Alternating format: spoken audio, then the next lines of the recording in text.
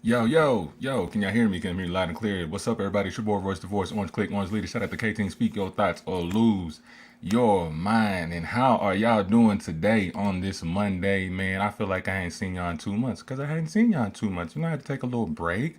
I had to chill just a little bit. You know what I'm talking about? You feel me? And it's great to be back, y'all. It is season 5, man. It's been a long time. Season 5, we started back in 2019.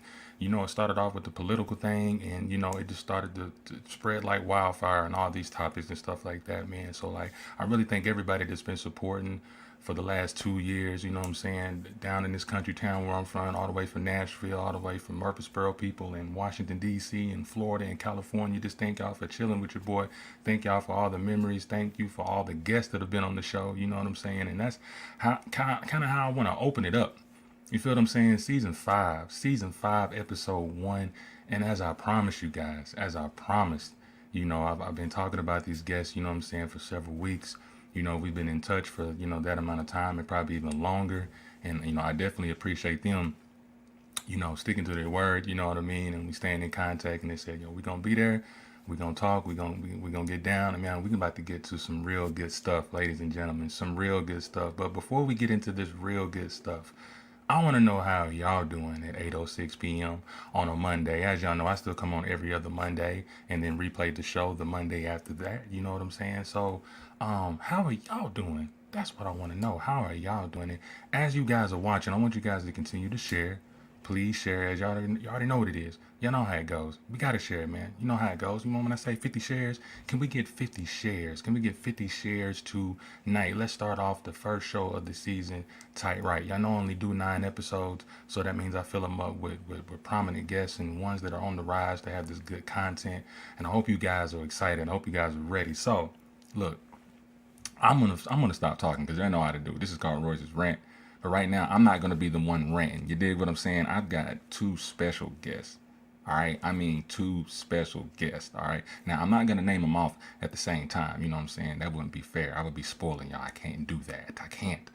But what we will do, we will introduce the ladies first. And before I introduce this young lady, you know what I'm saying?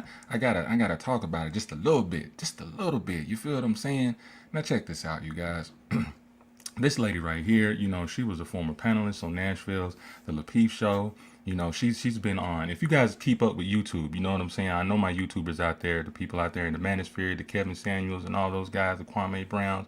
She's been a panelist on the Nashville's Lapeef Show. She's been on the O'Shea Du Jackson Show. She's had several conversations with the self-proclaimed, or what some of us called him, the Godfather, Kevin Samuels. And now she has her own show. She has her own show. And if I say what her show is, then I would be saying her name. So I guess we're going to do it twice. You know what I'm saying? 2 times like 2 chains. Y'all dig what I'm saying? All right. So, ladies and gentlemen, she has her own show on YouTube, and it's called I Am Courtney Michelle. You dig what I'm saying? And she has a quote. I got to say this. There's a quote that she put on her YouTube, you know what I'm saying? It's by Ava DuVernay. It says, I'm not going to continue knocking that old door that doesn't open for me. I'm going to create my own door and walk through it. Y'all hear what I'm saying? So her channel belongs to everyone that desires to grow. She said, let's laugh, let's debate, let's evolve. Ladies and gentlemen, without further ado, we have Courtney Michelle, and what's good up in here? Come on in. Come on in. Hey, what is Look, good? look. I love that. I know you do. You know what? Hold on. I gotta remove this guy real quick because it's not fair. I didn't mean to do that like that. Stay right Oh, there. Look, y'all like y'all didn't see that name. That didn't even supposed to happen. That's not even fair. I done. I Hold on right happen. there. Just stay tight. Don't move. Don't move. Don't move. Matter of fact, he's got to stay. Now he's got to stay. It's okay. It's all right. Well, first, how you doing, Courtney Michelle? Good. How are you? Man, I'm doing just fine. It's so good to have you here on this show. You know what I'm saying? I know you've been busy. You've been doing some good things. You feel what I'm saying? And we're just excited to have you. You feel what I mean? Very Yeah, excited. So, I think I'm excited anything to you be want to say to here. the people real quick? Well, first, thank you for having me. I am thrilled to be here to discuss the topics that we are about to discuss. And yeah, I'm ready for war. Y'all hear that bass that come out of her voice, huh? All right. All right. So, ladies and gentlemen, I had to introduce, you know, what I'm saying, this young gentleman right here. I don't know what happened. It was supposed to be one at a time. I think I had them doubled up and stuff, but nonetheless, you feel what I'm saying? This man right here, you know, he's been on the show a couple of times in this last year. He has given some great advice. You know, you can look at him right now. You can tell he's about to, you know, bring something deep to the table. He's thinking of something right now. You already know what it is, man. And you know, just to say a few things about him, you know what I'm saying. So this is actually coming from part of his website, which we will post up. You know what I'm saying pretty soon. It's called relationshipsetc.com, and it says whether it be introducing traditional techniques like positive psychology, narrative therapy, and individual coaching, or his non-traditional process like his proprietary glue strategy. Y'all gonna have to look that up. And the TMDT to his clients. So you got to be a client to know what that is. His methods are extremely effective and applicable. That's always a word for me I can't do. To anyone in any situation. And when I mean this dude has it together, you know what I'm saying? At least in my eyes, he'll probably be humble and say, oh, no, man, I'm just me. No, this dude has it together. This dude will make you think. And he ain't afraid to back down from any conversation, but he comes with some logical sense, and that's why I like him, and that's why I wanted to bring him on the show. You know what I'm saying? Just to add a little flavor, add a little yin and yang to the situation. Ladies and gentlemen, I want y'all to meet the rising star, the infamous Jay Thomas in the building. What's good, my man?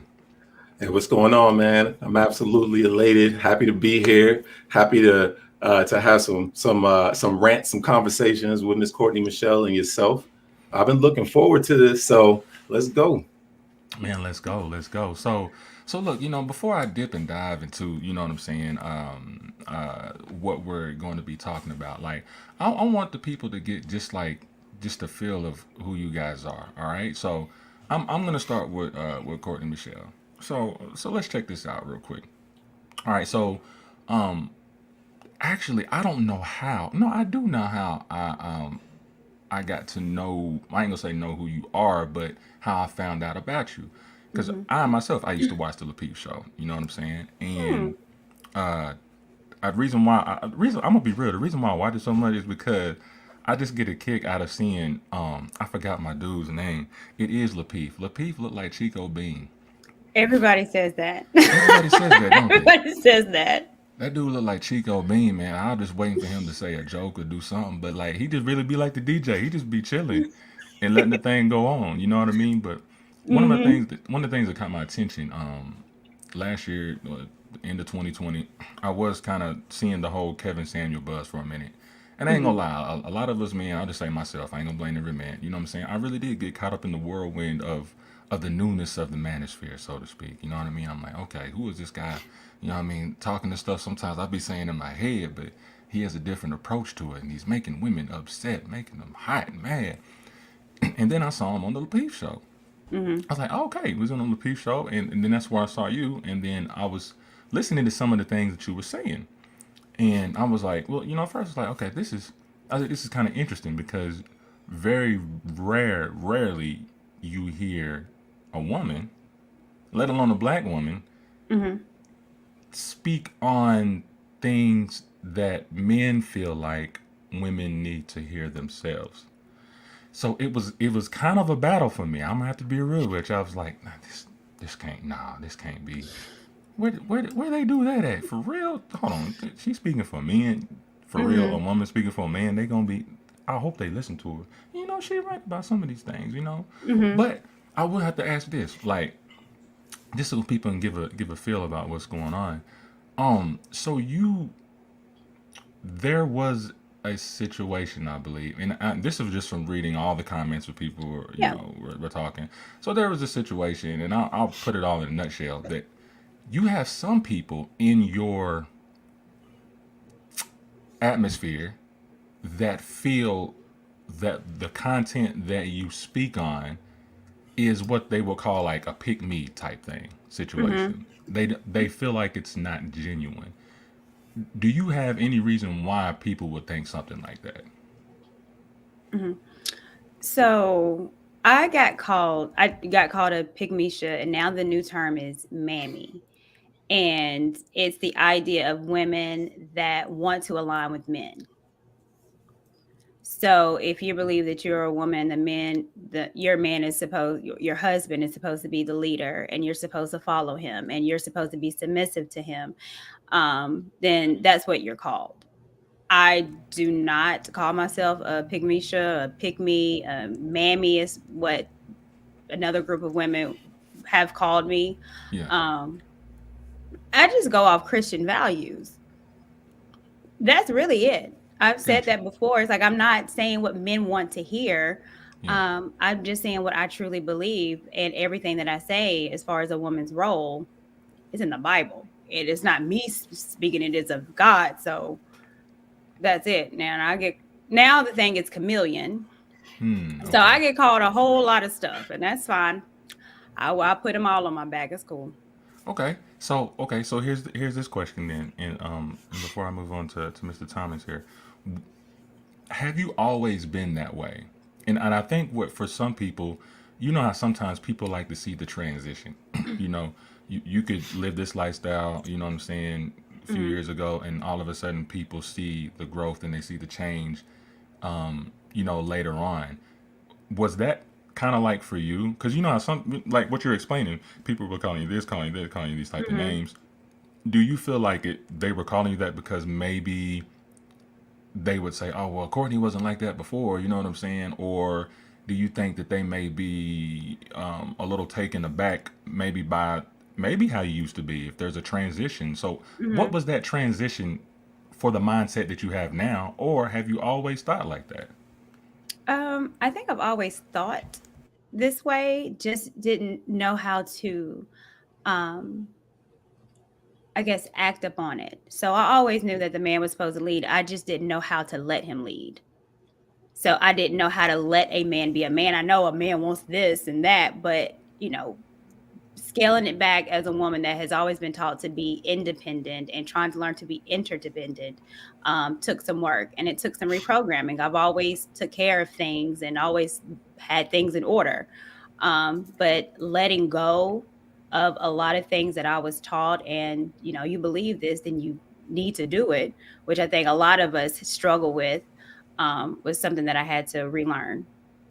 And I feel that. I feel that. Mhm. So, your motivation is what in general? What, as far as your show and everything that you're doing? Like, you have a lot of content, but if you were to sum it up as far as what you were doing for this community, so to speak, how would you sum that up? What are you trying to get or give to the people? Mhm. That's a good question. I got thrown in this YouTube space by accident. So I was just watching Lapeef, and I just called randomly, just running my mouth. And then they called me up, hit me up on Facebook, and was like, "Hey, we kind of like what you said. You want to come on here again?" So, and then it got a call a week after week after week. So it was by accident. And what I'm figuring out is that there's just such a huge disconnect when it comes to Black women and Black men. I honestly believe that we all want to be together, and we want relationships. We want to be married. We want companionship. We just don't know how to get it. And like me, that didn't know how to rest in my femininity, I I think a lot of women struggle with that. And I think a lot of men have been struggling with wanting to be with Black women, but they're not getting what they're desiring from Black women. And so a lot of men have been upset. A lot of women are upset with men for whatever reason. So my content is really to be the missing link. It's, I know this is what we want. And even though you got the red pill community and different types of men saying this and that about Black women divesting from men and wanting to get with white men because they think they're better, I disagree with both. So my content is to be the mislink for the people that want to learn to love each other. So that's Okay, what it is. okay, okay. All right, I feel you. Because it Mhm. seems, because even though I asked this question, it feels like that question has been asked probably like 30 umpteen times in a way. You know what I'm saying? Yeah. So, I, Not really. You'd be not surprised really. because my YouTube page is fairly new. So I've not been just completely by myself for that amount of time. So I dig it's that. I good. dig that. Well, thanks for that, that briefness right there, what I'm saying, before we really tap in. And let me head up to the top right, you know what I'm saying? He's been waiting patiently over here, man. This dude right here, he's an author, he's a blogger, you know, like I said, he always has some intriguing things, even down to just some of his posts that he put on his Facebook. It's almost like, Jay, it's almost like, man, you type it and then you just leave it there, like you just go, you know what I'm saying? And people like, wait a minute, hold on, come back. What you mean by that? Pause, what do you mean by that? But tell the people a little bit, just a little bit about yourself and how you came about to where you are right now, especially with the website that you have here, relationshipsetcetera.com. Let's just dive into that just a little bit briefly. Yeah. So, I kind of want to delve back into what you asked Miss Courtney Michelle, which was, I guess you could say origins or, why she does what she does. And for me, my origins start with my mom. So, her love and just her tender caring and that relationship that her and I had was so strong. That bond was so strong that as I grew into a man, I wanted to be able to manifest that love and give it back to someone else. But instead of it being a singular movement where it's just for me, I wanted to give that to everyone. So what I felt, what my passion is, I wanted to give that to everyone. I wanted to share that with everyone. And that's how my mom was. She's a giver. So she I guess you could say she pushed it into me and then kind of pulled away from me. And I just caught it. So now it's a part of who I am. So I just absolutely love giving. And I do that through my writing, through my speaking, in pretty much any situation that I can get my message across, I will deliver it. All right. And so where you reigning from? You got to tell them where you're from, man. You got to tell them where you at right now. Oh, well, I'm in Atlanta right now. I'm originally from the tri-state area, New York, New Jersey, Connecticut. But I'm in Atlanta, Georgia right now. That's where I am. That's where I live. Business. You know what? I'm going to stop muting myself like that. Shout out to, I can't even say your name. It's spam. Oh, Lord. Somebody. Block that. I already know. Do a player like that. CP. Would a player like that. Cuck. Right back at you. You know what I'm saying? I want the spam to stay in the can. That old nasty stuff. All right, spam. That's what's up with you, man. Shout out to the spam. You did what I mean. All right, so, man. So let's kind of get to it a little bit. All right, so what I kind of titled this, like, it can go so many ways, right? And I called it role reversal for a reason. You dig what I mean? Because the few questions that I'm going to ask has something specifically to do with the title, but then there's some other things that I would kind of, want to pick your brain about, just a little bit. Okay. So, where can I start this question? All right. So let me ask this. I'm going to ask this question for Jay, and then I want to see what Courtney says about this. Y'all probably heard this before. All right. Jay, how would you feel if the woman makes enough money for the both of you? Would you be willing to take the house husband role? Ooh. Ow. Ow. Ow. I think I answered it. Right. I think I answered the question. I think I answered the question already, but I'm going to answer it again with my actual monologue. Okay. But so I have no problem with any man that wants to do that. I think that in society, we define men by these roles that are old, I guess you could say old school, traditional roles, whatever you want to call them, roles that were, I guess you could say, more Eurocentric, European roles, but we're living in a modern age of thought changing processes, people changing the way they see things, the way they view things, and the way that roles are played. Women are doing a lot more outside the house, whereas they did more inside the house. And now you're starting to see men who in a lot of ways cook more than women, cook better than women, and the women are out there getting it, in corporate America doing their thing. So it's a very natural progression to start seeing men more at the house than out in the world. Although we're still out there, you're starting to see a lot more men out there. For me personally, I wouldn't be okay with that because I'm way too ambitious, and I'm way too out there with all of the things that I'm doing and projects that I'm working on. So it's almost impossible for me to just stay at home. But at the same time, I don't knock a man for doing that, and I don't look down on him or judge him. But for me personally, it just wouldn't work. It would not work. Can't do it. I dig it. Shout out to BJ, man, for the stars, man. And who else we got? Shout out to Angela Sorrell from Cali. She says, I believe the man should be the spiritual head of the house, as the Bible says. Ooh, okay. So Sorrell, let me ask you this. Why are you in those comments? So you believe that a man should be the spiritual head of the house, as the Bible says. Cool. All right. So that means, are you okay if you were making more money than him, and you have more money to survive for the both of you guys? You will be okay with him being a house husband or just the spiritual head? Just ask that bad. Show me some Cali love. You know what I mean? But let me bring it down here to Miss Courtney Michelle. Now, I mean, this may be a no-brainer for you, but who knows? You might surprise us, though. I don't know. I don't know how these women think right now. I don't know what's going on. But I'll ask you, if you, all right, if you were making enough money for both of you and your partner, all right, I'm gonna flip the script on you. Okay. What if the man asks if he can take that house husband role since you make the majority of the money? Ooh. Okay. Absolutely not. Absolutely not. My pay doesn't dissipate my role as a woman. And I think when we talk about modern times, yes, we're in modern times. And I think changing ideas of what a woman is supposed to be, a man, their particular role is the reason why we're so low as far as our divorce rate. We're not getting together because we're out of sync and we're out of role.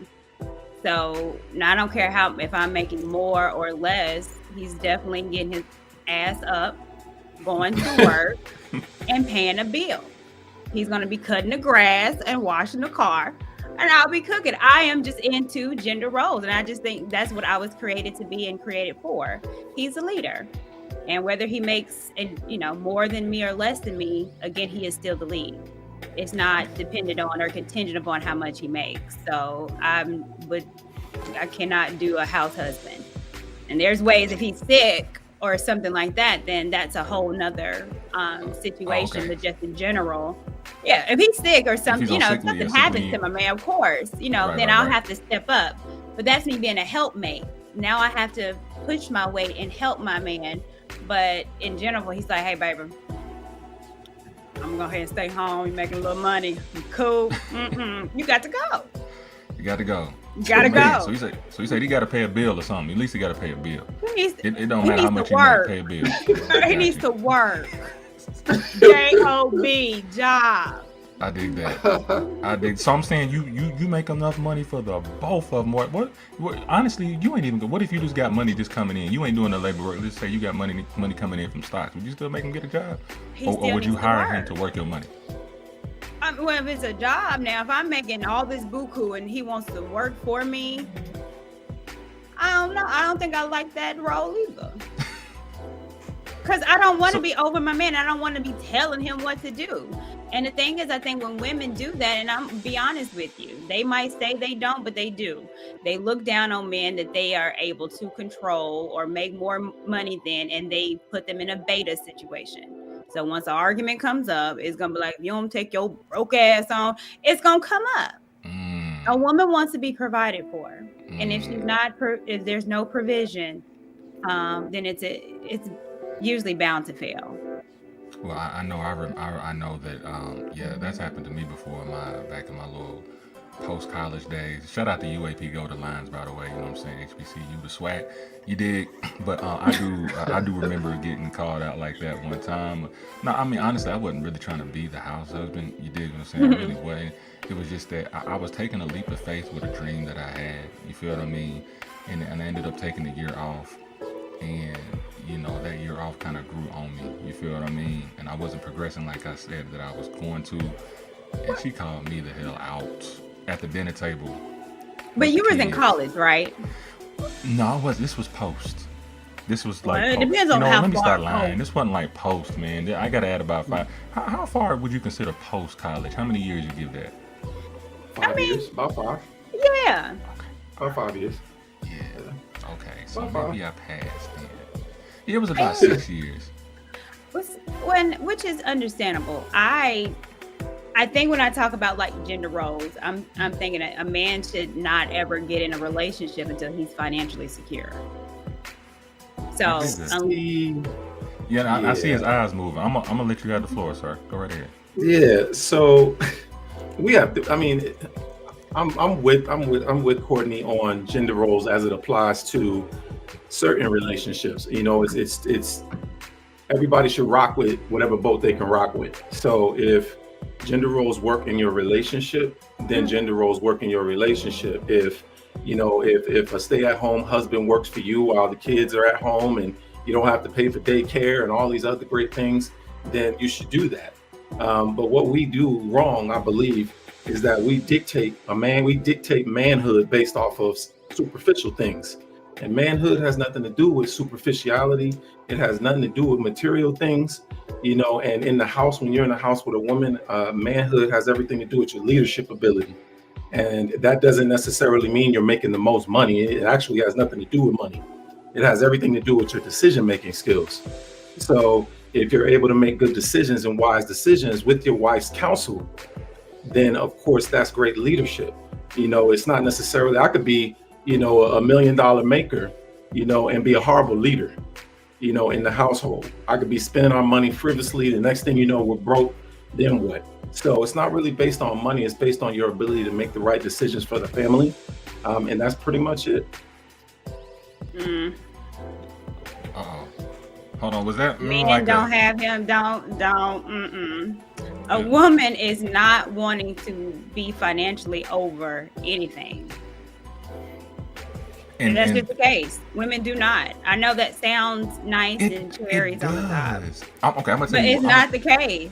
But one of the main reasons, 70% 70% of women file for divorce, and one or the top 2 reasons is because of financial situation.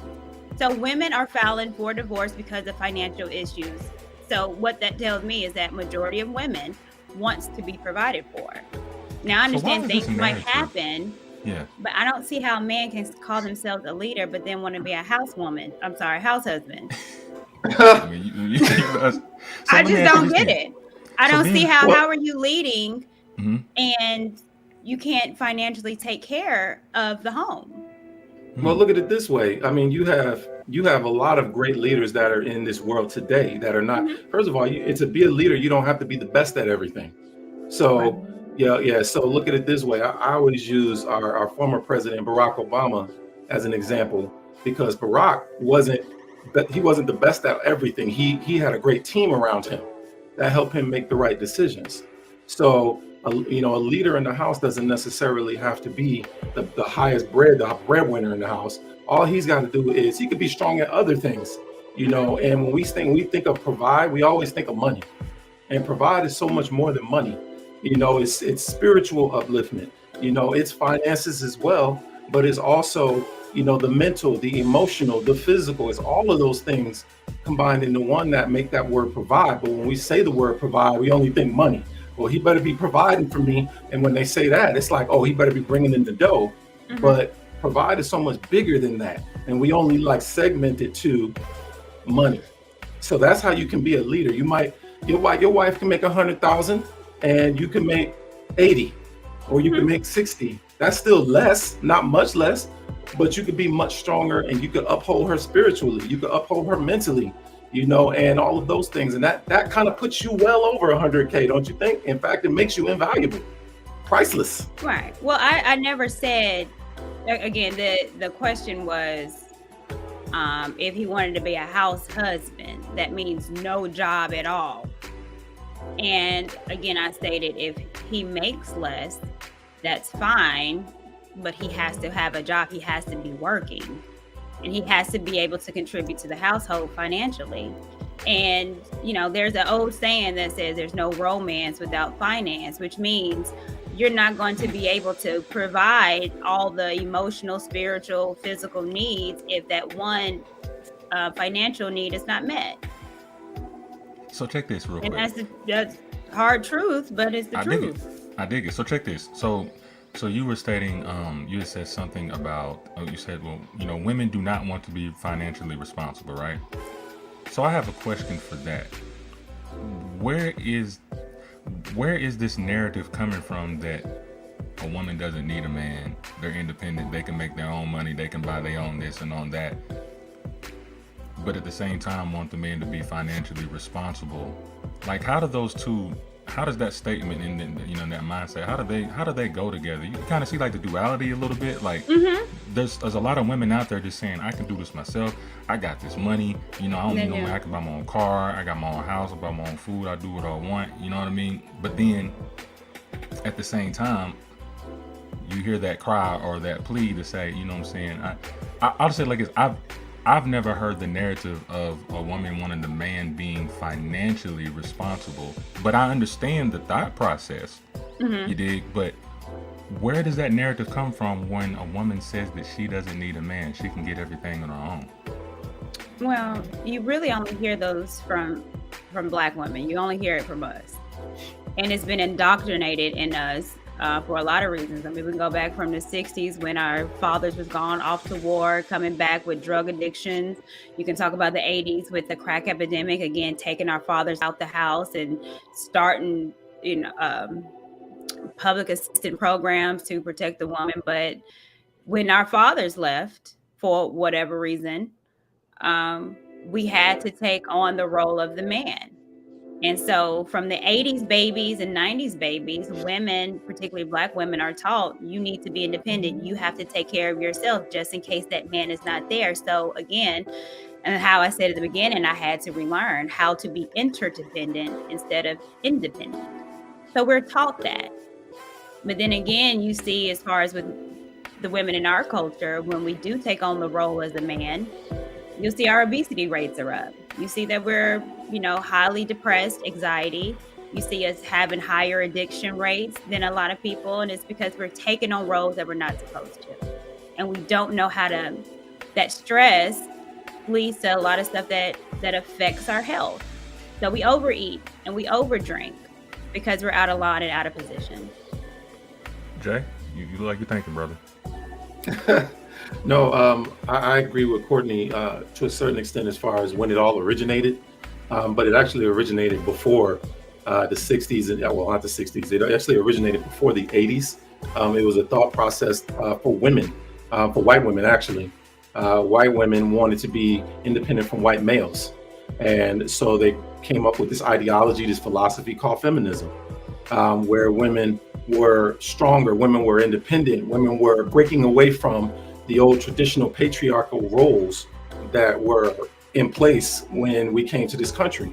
As you know, the history of it is that, women didn't have any rights.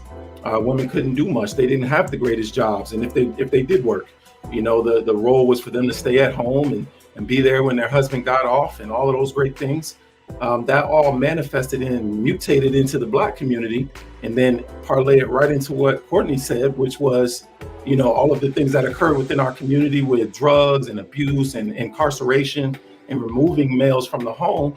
So now you have this because those women were forced to not only adopt that philosophy, but also adopt other philosophies that not even white women have to deal with. Because as you know, the Black community is slightly different from the white community. So what they deal with, there may be similarities, but there's a lot of huge differences in terms of how how things go. So, I believe that it's a multitude of things that brought this about, but it also has a lot to do with what men are not doing. So I don't want to put this all on women. It's definitely us too. We've got to kind of get our shit together, as men, and do what we need to do to be able to take those leadership roles back. Because I think the women are waiting for us to do that. They're waiting for us to do it, but we kind of like on some passive, some men are out there doing their thing, but, a lot of us are just kind of passive, falling back, letting women take the lead. And It's getting kind of sketchy and hard for women, which is the reason why a lot of them start stepping out. So that actually you kind of jumped ahead because it was a question was asked later, but as we continue to talk, it just jumped to this question. So this is really for for both of you guys. And I'll let Courtney go off of this. Is there a problem with accountability on both sides? Yeah, people in general have problems with accountability. No one wants to be wrong. No one, it's very they're not transparent with themselves, saying, yeah, I'm the one that messed up in that relationship. It broke up because of me. We like to play the blame game. I think how society has been set up that it's easier for women to slide the accountability to other things. And I can speak for personal experience when things happen or I might get out of line. It's that time of month. It's just not. I'm emotional. I'm a woman. So it's easier for us not to be accountable. For men, I think it's a little harder.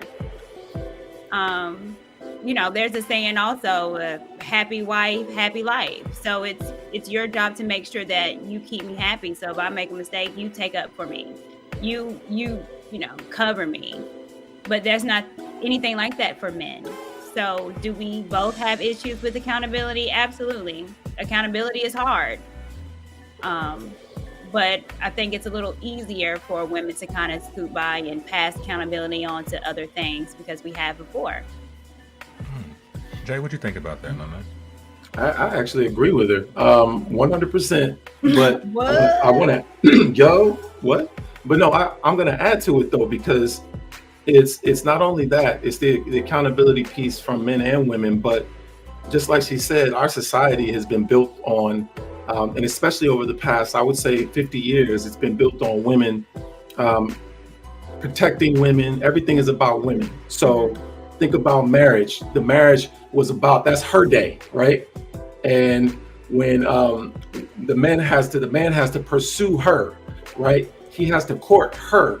He has to please her, and all of these things. Call her first. Go get her number. It's always about her. And then, of course, you have this whole victim ideology where, when things occur, the default thought process is what? It's the man's fault.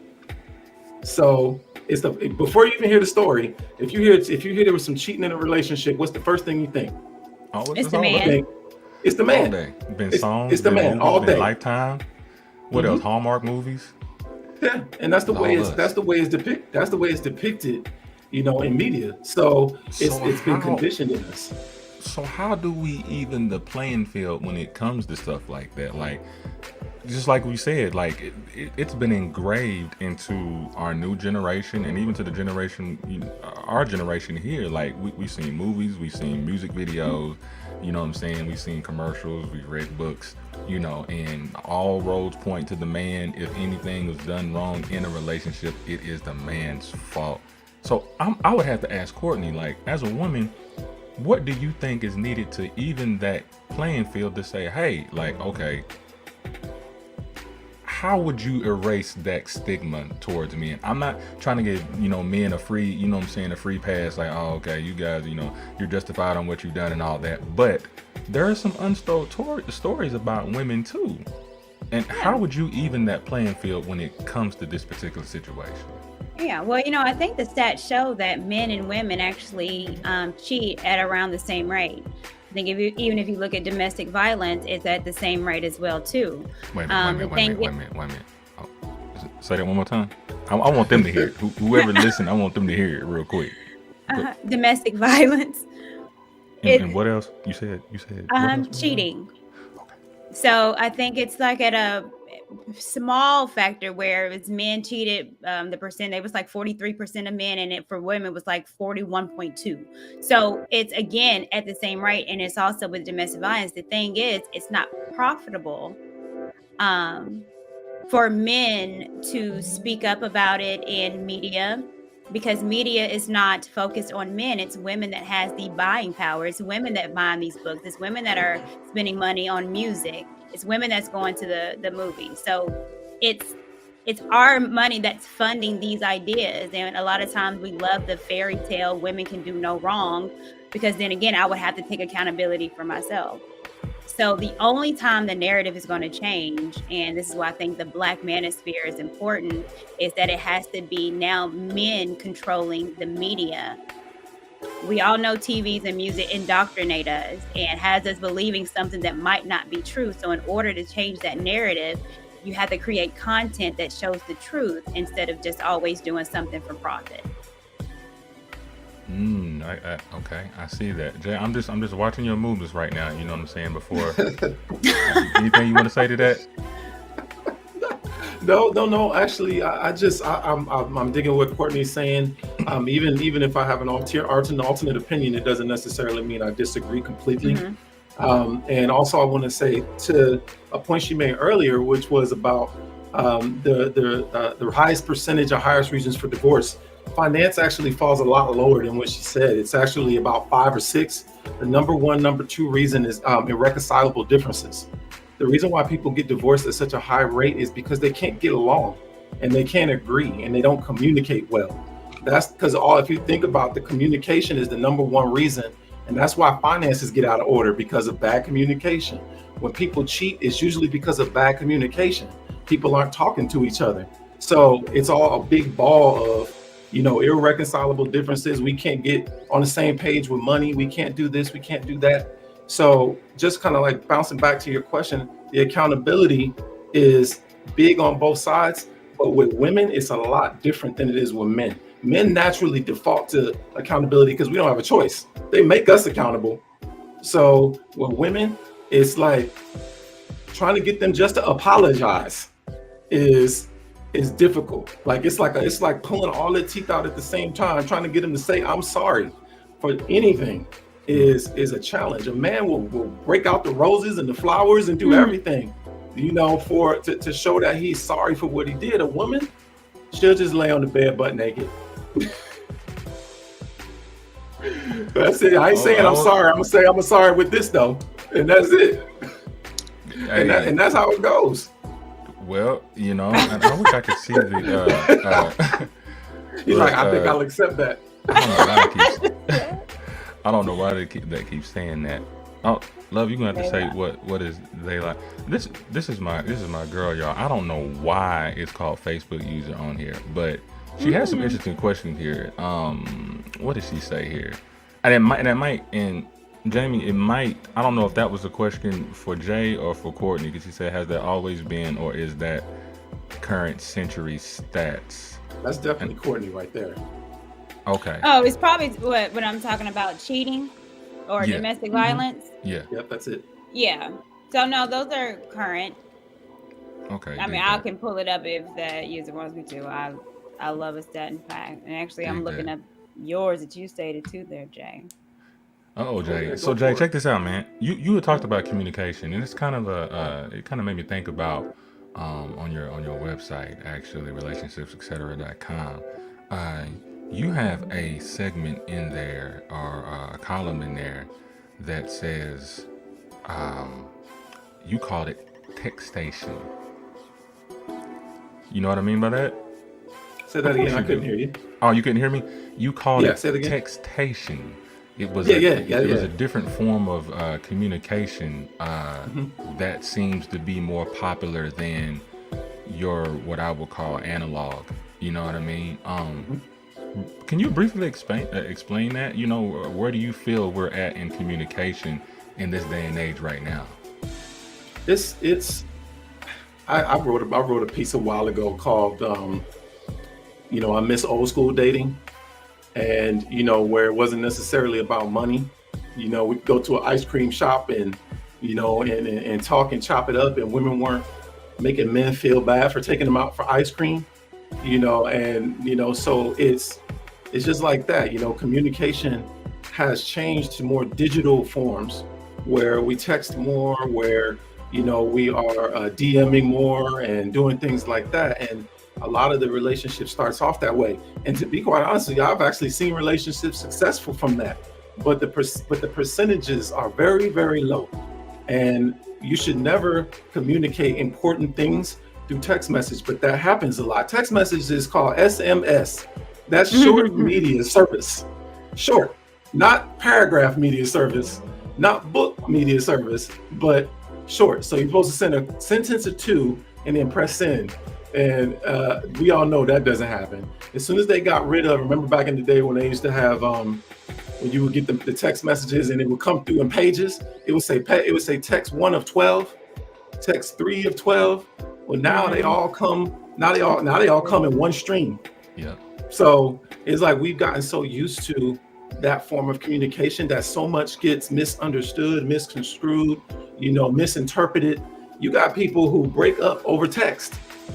People who think somebody's mad through text instead of just picking the phone up and calling them and kind of finding out where they are or meeting them in person. Even with dating sites, it's like that's all digital, and people are choosing based off digital communication and not face-to-face interaction. And that is just what manifests into their relationship and into their marriage. The same thing. No communication, no real exchange. No, I'm going to listen to you for the purpose of actually learning instead of just waiting for it to be my turn. And that's real, because I'm gonna keep it real with y'all. Like, speaking on that communication part, I've been, there's plenty, and the context, the text sometimes gets out of context depending on what mood you're in, right? You know what I'm saying? Like, if you're in a good mood, you may take what they say in a good way. If you're in a bad mood where you're kind of anticipating anything, you'll take it in a bad way, and then you won't ask for further explanation. And I ain't gonna lie, I've been caught up in that web too sometimes. And I think a lot of it comes from, and this is just me personally, a lot of it comes from just the embarrassment or the shame of, okay, calling and I want you to hear my voice. I want to hear your voice, or I don't want you to hear, me shaking or being hesitant or thinking for a long time. Because I think the text thing gives you time to think for a minute, like, oh, okay, man, she just popped this question.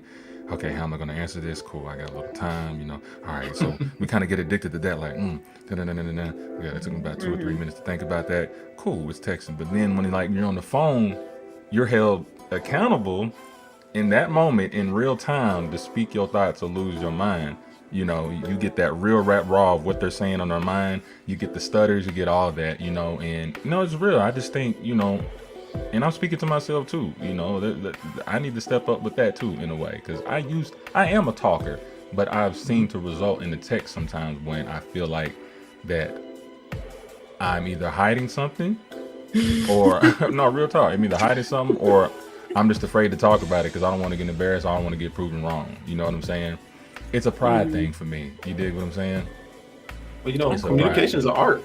Communication is an art. It's not a natural thing. You have to learn how to communicate with the person, because what we'll do is we'll go into a relationship and then we'll communicate with that person, and then we'll go into another relationship, use the same style of communication in every single relationship instead of adapting and adjusting our communication style according to the person and how they receive information versus the way we want to give it. Because that's the way it usually goes. We're going to give it how we want, instead of communicating in a fashion where that person actually understands. Some people you got to be firm with. Some people you have to be softer with. Some people you have to give a combination. You got to give examples. You got to do this. You got to do that.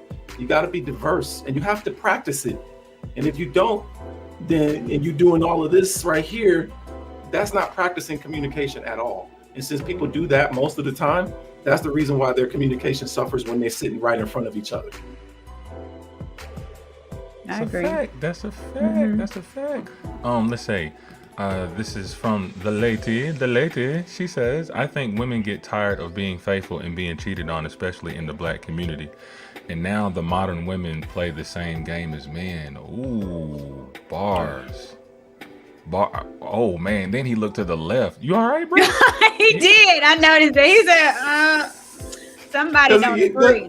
Because listen, we ain't gonna do the Black community thing, because you ask any white woman, because this has always been a problem with me.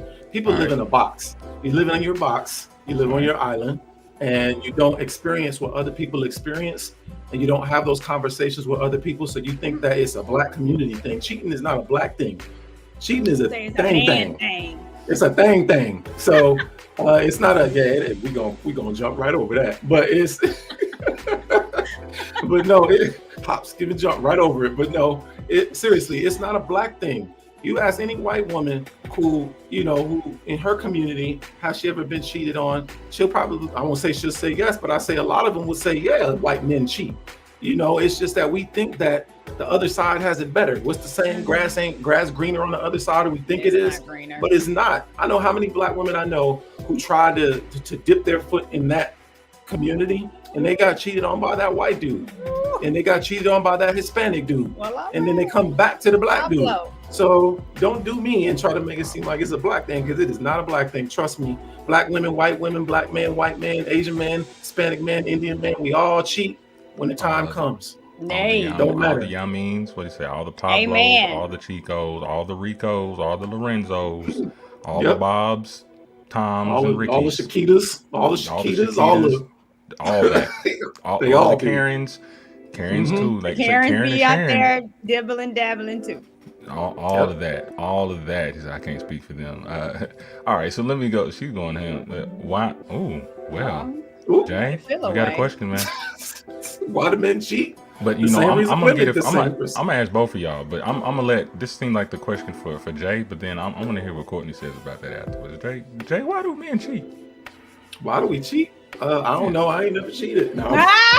So we just gonna cap over it. Oh Lord! I just told a lie. You got to press the lie button.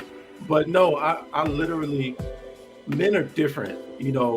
When men cheat, there could be for variable different reasons. But the number one reason why men probably cheat is because, we have a bad time. We have a hard time controlling our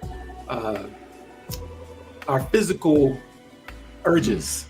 And the one thing that I always tell a lot of men that I work with and I talk to is that you have to choose marriage before you choose the woman. So before you get married, you got to choose marriage before you choose the woman. So that means that you got to choose that monogamy before you choose that woman. You can't go into the relationship and then choose monogamy, because now you're doing it for the relationship. Now you're doing it for the woman. And then as soon as you see somebody else walk by that's got a bigger, fatter ass, you're going to be like, damn, that looks good. Let me go over there and try that real quick. And I'm gonna come back home though. That's my girl, but over here, that's my thing. So guys will cheat for I say more physical, and then there's some emotional cheaters. Usually when they're getting neglected at the house, verbally abused at the house by the woman. The woman's talking down to them, and they got a woman that's typically at his job that's building him up, that he talks to and confides in, and she slides in just like a man would slide in with a woman, and talks him up, makes him feel good about himself, the things that his woman's not doing. And he's with her 8, 9, 10 hours a day. Sometimes more time he spends with this woman, his work wife, than he does with his regular wife or his girlfriend. So therefore, that's the reason why guys generally cheat, because it's selfish, but we don't think it's selfish at the time. We think that we're just doing something for the moment. We're not thinking about the woman's feelings, so it's just a selfish thing, whether men do it whether a man does it or a woman does it. It's just a selfish process. So to get a different perspective then, let's go. All right, Courtney, instead of asking you why do you think men cheat, the ones that have and do, why do you think women cheat? I think women and men cheat for completely different reasons. I'm going to agree with Jay as far as with men. I think men cheat due to accessibility. And lack of dick discipline. You want to call it what it is. You're not disciplined when it comes to your penis. LODD. But with women, I think it's more emotionally connected. We're missing something that we're not getting from home. So it's not accessibility. I mean, women honestly could have sex every single day with any type of man. But I think if we're missing something emotionally at home, financially at home, and if someone is in our ear, tagging in our emotions, then it's easier for us to cheat. But it's a lack of something at home that our man is not getting that we're needing. So you're saying So you saying that the man could be putting in that work, you know what I'm saying, in the private room, in the boom boom room, he can be putting in the work, you know what I'm saying? It's Jumanji up in there, right? But that don't mean nothing to a woman as much as the mental and emotional thing is. And I'm really not trying to be funny though, like you. Well, I'm yeah, listening to no, your point here, yeah. Because I know some. Okay, here's my rebuttal. Here's my rebuttal on this. Because I know some women, you know what I'm saying, and you know, bless them. I pray for them. You know what I'm saying, that they get out of situations like this. But there are some women who are attached to. I know a guy I went to college with. He dated this girl, and he'd done her so wrong. He'd done it so wrong. You know what I'm saying? That he put it down in the bedroom, blase, blase, blase. And I remember asking her one day. It was just really out of curiosity. You know what I'm saying? I was like, such and such. I was like, why do you put up with what he does? You know, and the first thing she said was, I'm still caught up off his first impression. Nobody has ever treated me like that before, ever in life. You know what I'm saying? I mean, he was abusive to her, you know what I mean? Like afterwards, you know what I mean? Abusive to her, but we could always hear him throwing it down in the bedroom, you know what I'm saying? But right. I always wondered, like, you know, what makes women stay in something like that? But I'm thinking about when you say you get emotionally attached, you know, does that seem to make sense to you? Like she's probably never been treated like that ever, like what she's told me. So she finally gets that from a man and fills up her mental, and it makes her feel good, makes her feel beautiful. And then all of a sudden he turns ugly, and it's hard for her to erase his initial presentation to her. Why do you think that happens? Why do they stay in those type of relationships? Well, I think a lot of women stay in toxic relationships because of insecurities. They don't think they can get better. They don't think they deserve better. Or they think they can change a man into something that they want them to be. And we all know, I mean, a person is a person. A zebra doesn't change its stripes. So if they show you who they are, you believe them. So I think that has a lot to do with insecurities. However, I think it's interesting when we talk about dick discipline, or when we talk about, you know, if sexually, like, the man is quote unquote putting it down. You know what? I don't know if I've ever really heard a woman say, yeah, I'm cheating on a man that puts it down. I think women will put up with a lot of stuff with a man that has great sex. Absolutely. I mean, so, you know, well, you think I'm agreeing. I'm 100% agreeing with that. I'm keeping it wild. Listen, you could pick your poison. A woman will stay with a man that has a lot of money and he's abusing her. A woman will stay with, they call that, what they call it, not, they used to call it pussy whoop back in the day for men. Now they call it being digmatized for women. For women, and right. so like it's the same thing. I've seen it happen 1,000 times over with a man. He's killing it, he's knocking it out the box, and all he has to do when she gets upset is pacify her with sex, and you know, her mind is rewarped again, and now she's back in the game. So I could go back out here, do my thing, you know, come back to the house, lay it down, you know, she gonna go in the kitchen and hook up some grits, you know, some eggs, some ketchup, you know, Coke, and I'm good, you know, because that's true. And it's so true. Woman will have a man, no job, the house, but if he has some good, she'd be like, girl, I know he's a bum. He ate all my child's gummy worm. Yep. But tonight, remember that movie, Baby Boy? Remember yes. that? Remember that? Remember how he was? Remember how he didn't really do anything for her? No. And all he would do is put it down in the bedroom. And he didn't even have a car. He was on a bike. Yeah, that's it. So it's the same thing. But I wanted to answer your question real quick, Royce. You know, you said that the reason why a lot of women put up with stuff, and men as well, is because when a person is used to dysfunctionality, that's what they default to. So when you're used to dysfunctional relationships, that is your reality. It's like living on an island and you've never seen any other human before. So if you're on there with one other human and that human just abuses you over and over and over again, you're going to think that's the way it's supposed to be, right? Yeah. So it's the same thing with dysfunctional relationships. You bounce from one to the next, to the next, to the next. You think that's how it's supposed to be. Oh, this is how communication is supposed to go. Oh, I'm supposed to get my ass beat. Oh, I'm supposed to get this. So it's more about, what you're introduced to, where your friends and family need to have an intervention with you, or you need to see a therapist, you need to see someone who can help you. But when you're just illusioned by that dysfunctionality, it's a very strong thing.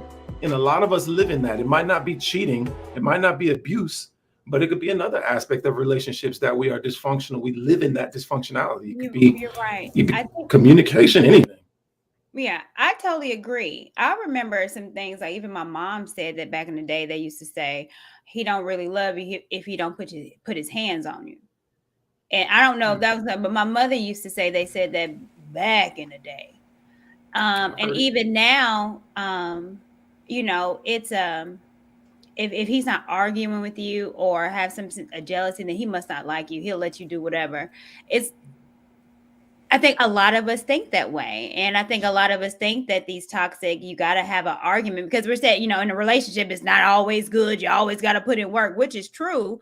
But sometimes I think we think of marriages and relationships as if it's, I got to work so hard to keep it up. Like we don't think about always being refreshed and happy and traveling and making love. Like it's always you said a word. That's all I got to say. You done said a word, Jay. So hold that thought, because we're going to take like a quick commercial break because I want to come back to this and it's a couple of other things. You know what I'm saying? And I appreciate y'all being patient. I appreciate everybody with the comments and stuff like that. Some of the stuff I can't keep up with, man. I got 2 screens over here, so I know y'all there. I see y'all. You feel what I mean? I know y'all there, so I appreciate y'all watching. But we're going to take just a quick commercial break, you know what I'm saying, from couple of our sponsors, you dig? So y'all just sit back, y'all relax, and I will be right back after these messages. All right. In the beginning, my product was not for sale at all. It was really for my son's eczema. I tried everything that the commercial world had to offer, and nothing tended to his needs. I took it upon myself to create something of my own. I finally had the right antidote. I found out it not only worked for my son's skin, it worked for his hair as well. I started to experiment more and made several products for skin and hair care with all homegrown natural ingredients to give you the healthy look you deserve. Remember, healthy hair and skin isn't a trend, it's a rule. The media has created a perception that controls our lives and our social issues. What you think is, isn't. And what you think isn't, is. We can no longer believe our eyes nor our ears, but only our hearts. So tell me, who do you believe? Speak your thoughts or lose your mind. And this is the Royce's Rant Network.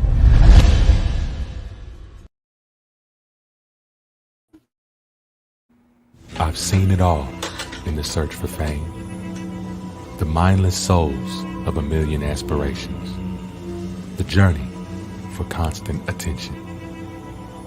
These are the stories of artists who have failed and are willing to sacrifice everything to get to the top again. What are you willing to do to make it?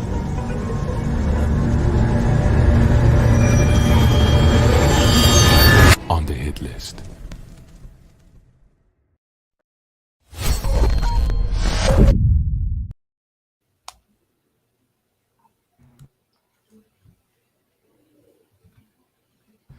Can y'all hear me? All right, yo, what's up, everybody? It's your boy Royce the Voice, Orange Click, Orange Leader. Shout out to K-Team. Speak your thoughts or lose your mind. And, I got to say something real quick. That first commercial that y'all just saw, you know what I mean?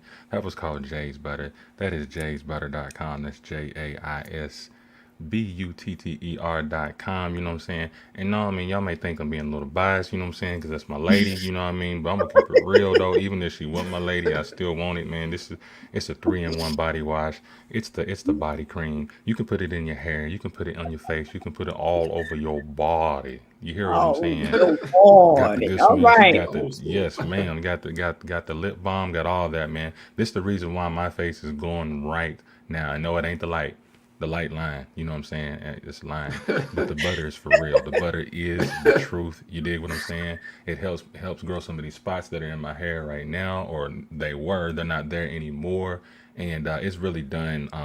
Wonders for me, and it does wonders for other. jaysbutter.com. I don't have any more pimples. I don't have any more breakouts. You know, she started off doing it, you know, for her son, just for herself. Her son had eczema, and then it turned out doing a lot of things, growing people's hair back, growing eyebrows back, mustaches, all that, clearing up the skin. It's ridiculous, man. So I definitely got to give a shout out to her. You feel what I'm saying? jaysbutter.com. Thank you, baby, for making me look so good. You know what I Yeah. mean? Gotta give a shout out to the lady. But anyway, let me get out that exit, man. Thank y'all for sitting in, you know, waiting for a minute. Thank y'all for everybody that just came back. Thank y'all for everybody that's sharing right now. I see y'all over there. I see y'all, man. We about 15 away. Then we get about 15 more. We gonna be all right. We gonna have that 50, man. You dig? I appreciate y'all support. So we're back. You know what I'm saying? We're back with Miss Courtney Michelle, aka at I am Courtney Michelle, and we have Mr. J Thomas. You dig what I'm saying? The blogger, the vlogger, the author. You know what I'm saying? The one with the word, as what she said before we came on the commercial break. He had a word, You and had a what I want word. to that word, the bird was the word. You hear me, man? So check this out. So I'm gonna backtrack just a little bit because it's funny. I had my questions in order, but then when we get to talking, I'm like, all right, cool. Let me ask something else. All right, so let's talk about like stereotypes, right? I want to go back and talk about like the music and in the visuals that we see, okay? And it's funny. I think me and my girl were talking about this. You know what I mean? And she made me think for a minute, and I kind of want to get y'all's perspective too. But why do you feel? And I see. I'm trying to think. Should I ask Jay first? Because it would be harder for him to answer this one. Then maybe not, because he's thinking right now. All right, so we'll say whoever wants to take this first. Whose fault is it, do you think, why some women on social media, particularly IG, why do you feel that they put out like they do? Who is telling them that it's okay? Is it our fault as men, or is it what Courtney said, something having to do with self-esteem? You I'm like mean put Courtney. out meaning like their bodies? Yeah, you know, shaking the fast, you know, the clout stuff, the clout, shake Clout it this, chasing. shake it that, wearing less as clothes as possible. Some people say, well, we're doing it for the men because that's what the men want. They want the big booty, they want the big titties, they want the glowing skin, they want the weave all in the hair. You know what I mean? And then we have what you said, Courtney was saying, well, it could be that woman's insecurity, you know. But I feel like it's a tough question. I don't know because we kind of went back and forth on it, and my lady's real strong on a particular thing, and I won't tell her answer yet because I don't want to persuade nobody. But Mhm. whoever wants to tackle this, do you feel that the men create that type of attitude and action that women have, that they got to look like this and they got to look like this and they got to talk like this and they got to do these type of things to get attention, or is it a self-esteem issue? You want to go first, Jay, or? Sure. It's a multitude of things. Thank you, Courtney. Mhm. It's definitely a multitude of reasons why that's first and foremost, that's a huge issue for me. It's something that I talk about on the regular. So kind of have something to say about it. It definitely is an issue for me, and the way that our women are portrayed, not just Black women, but women in general. But I'm Black, so what what Black women do and how Black women represent themselves the same way with Black men is important to me. So when I see that, and it's crazy because you see, I don't think I've ever been an era ever in my life where I've seen so much skin in my, like, just so much body parts, like, just exposed and showing. And, I see, 18, 19, 20, 21-year-old girls, you scroll through your feed and like, what is it? TikTok.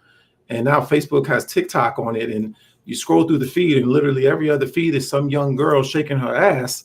And, I scroll right by them because it makes, I feel sick seeing it. And it's for attention, because the worst thing that was ever invented were likes.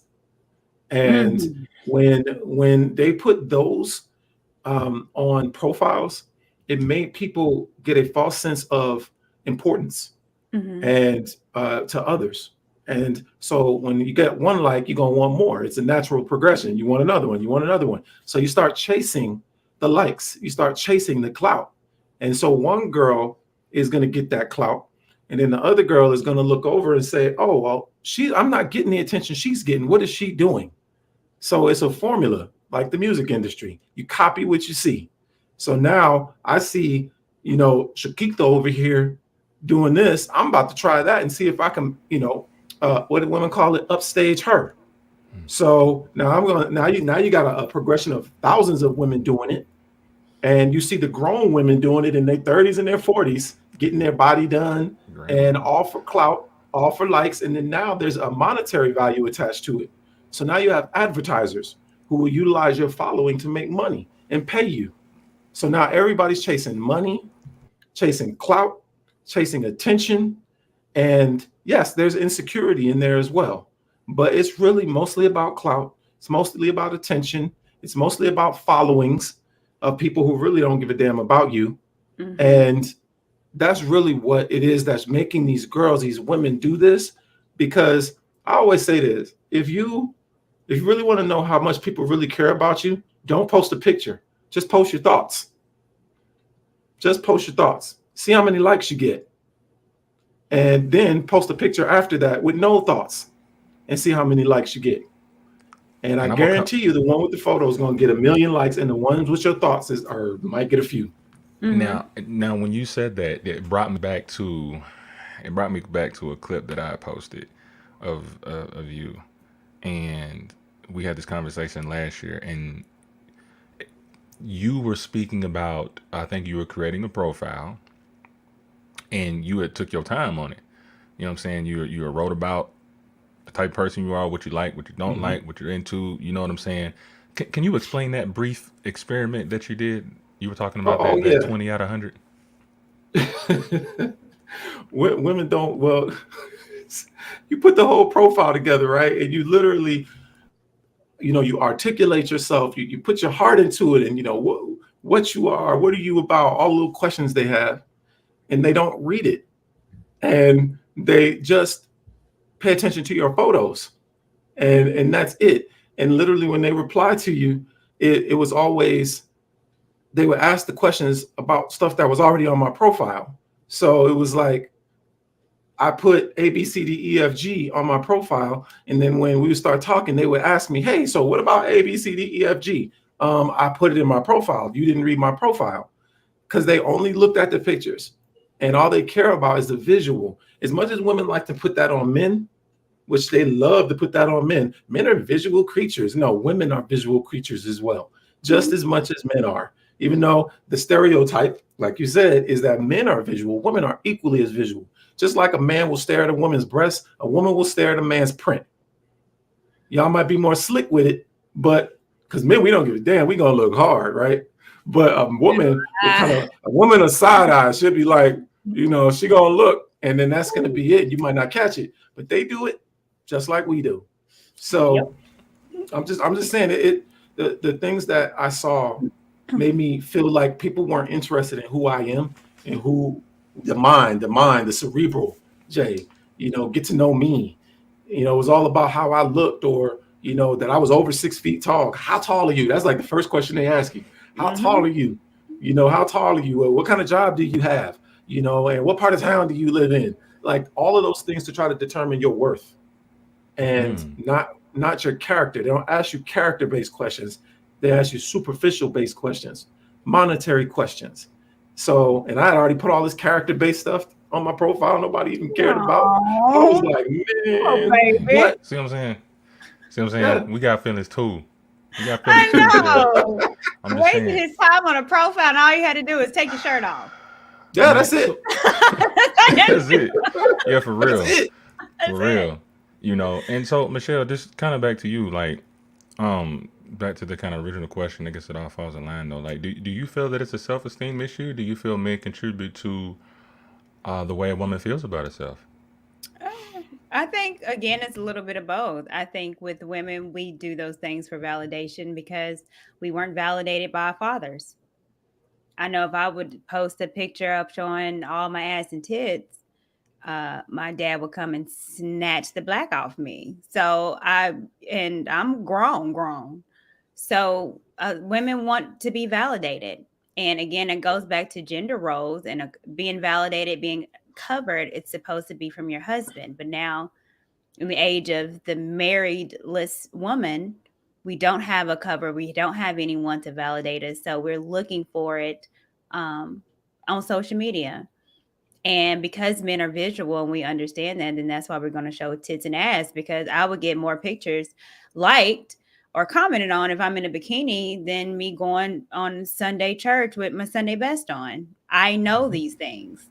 And so if I need to feel validated, if I need to feel a self-worth, then I'm going to post that picture and get all kind of comments.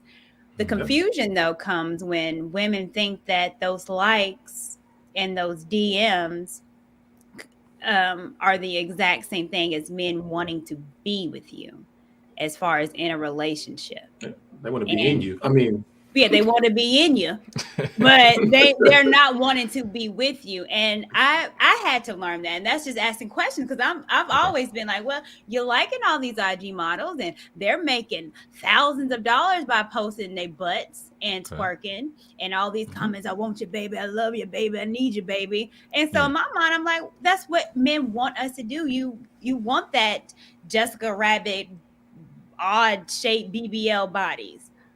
And then I'm hearing, and I haven't heard a man to tell me different. No, we want to have sex with those women, but we don't want to marry those women. And it's a difference. So don't get it twisted. We'll like it and look at it because we're men. But we don't want to marry that. So again, that's something I had to learn because I didn't know the difference. And a lot of women don't. We figure you liking it, you're commenting on it, you're watching it, you're watching porn, that's what you want. And it's like, no, it's a difference. And men can change it and turn it off and on. Women don't understand that because we can't. If we physically want you, we're going to marry you too.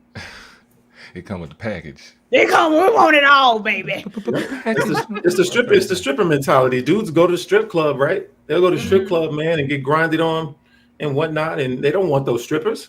They ain't trying to marry those strippers. They ain't trying to be, have turn that woman into, well, some do, but for the most part, but some do. And I'm not saying, and let me make sure I preface this. There's nothing wrong with being a stripper, but I know that, ideally men don't want to marry strippers. So therefore, it's a visual, it's the fantasy. It's the same thing. And I'm so glad you said that, Courtney, because I've said that before. It's not about that. It's all about the visual. Guys ain't trying to wife those women. It's just cool to look at. So we're saying so this is the conversation. So it's what I have with my lady. So what I was telling her, and I'm just being real. You know what I'm saying? It was like, men are visual, and let's just say if it just came to that, that temptation, and like, you referred back to Baby Boy, and she was asking, why you cheating on me? Da da da da da. You know what I'm saying? And he said, now this may seem, look, I'm not justifying this statement, but I'm just saying a lot of it kind of makes sense. And I don't know, you guys explain this to me. When Jody was like, he said, I lied to you because I love you. Love you. I tell the truth to these hoes because I don't care nothing about them. How true or untrue is that statement, Courtney? Oh, I've thought about that. I am a fan of Baby Boy. Shout out Tyrese. I lied to you because I love you. I think that's a very, again, toxic, immature view of relationships. I believe when it's said, it's true. Um, I don't think that's love. Hmm. Love is not dishonest. Love is sacrifice. Love is, you know, being able to tell the hard truth to someone that you love so you can get over it. It's not being deceptive. So that's not love. But I think the idea of what love is warped. So I think people believe that for sure. But no, if you love me, you're going to tell me the truth. Because as a woman, I'm going to find out. And when I find out you've been You ain't lying. lying, You ain't lying. then I got to go get my 12 gauge. Yeah. Not the You 12 ain't. gauge. Yeah. You ain't lying. Look, I'm to some point I'm a pretty transparent person in a way, but I've had my flaws. You know what I'm saying? I haven't told the truth about a lot of things in a lot of relationships, and one thing I will say is that a woman will always find out. Always, Yeah. just always. So I mean, it is true. I mean, it is to me. It is best to tell the truth. Sometimes I ain't gonna lie, I be struggling with it, especially with things I don't. It don't seem like it would be a big deal. Like it's okay. Be all right. Sweep it under the rug. We good. But women take like stuff like that serious, man. Jay, what do you think, man? How do you feel about that statement that Jody did say? Like, I lie to you because I I'll, love you, and I tell the truth to these hoes. I don't care nothing about man, you're gonna make me watch that movie again them. because Me too. but it comes down to this, and it's both the man and the woman. The man has to be strong enough to be able to tell the truth, and this is not just a man or man thing. This is a man and woman thing. I think that is twofold. A person will tell the truth when they feel empowered to tell the truth, meaning that if you create a platform for a person to be able to tell you how they feel, the percentage of them being honest with you at all times goes exponentially up. It goes up. But when you create an atmosphere of reactive, screaming, hollering, going off, that man is going to be very reluctant to be honest with you. He's not going to tell you things about yourself. He's not going to say, I don't like that. He's not going to say, I don't like the way you did that. He's not going to say, yeah, I made a mistake with this one chick. He's not going to do that because he feels like if I tell you, your reaction is going to be so bad that, and I'm not saying that her reaction isn't justified, but I'm just saying that as a man, it's somewhat of a cowardice about us that we don't want to deal with that reaction. So therefore, we're going to cover it up as much as we possibly can to one, spare her feelings, as we say, but also because we don't want to deal with the repercussions of the mistakes that we made. And so that's where the cowardice comes in. That's where the lack of accountability comes in. So when he said that, I was like, yeah, I could see where he was going with that, but it really doesn't work because you have to be honest, even when it hurts. You have to be honest with a person because, even though they might not handle it well, you got to tell them how you feel. Why would you want to carry that around with you? And then one day it actually comes out, she finds out. And that's even worse than not telling her. I mean, that's even worse than telling her is when she finds it out on her own. Yeah. And so it's best for a man to just come forward and just say, look, and I'm not even just talking about cheating. I'm talking about anything. You could have messed up the finances. You could have made a left when you should have gone right. You could have said, I was out with the boys and you was chilling with your girl. And she might not have been doing anything, but you were just chilling with a girl. Like, you have to be honest about it because if you don't, and she finds out, it's going to be 3 times as worse. But women also need to create a platform for for men to be able to communicate with them. If you don't create that platform for a man that wants to be honest, he's going to lie because he feels like, I can't talk to her. I can't tell her anything without her reacting. I can't tell her anything without her getting in her feelings or being so sensitive. Like, that stuff makes it hard to communicate with an individual, period, whether it be a man to a woman or a woman to a man. So create the platform. And then once the platform is created and they still don't take it, that's on them. Yeah, I agree. Okay. I think a lot of men don't feel like they have a safe space to communicate well. I think a lot of men think that they're not able to be as vulnerable as they would want to be with their woman because I think that they might feel like it'll get um, brought up Judge. in situations and judged for it.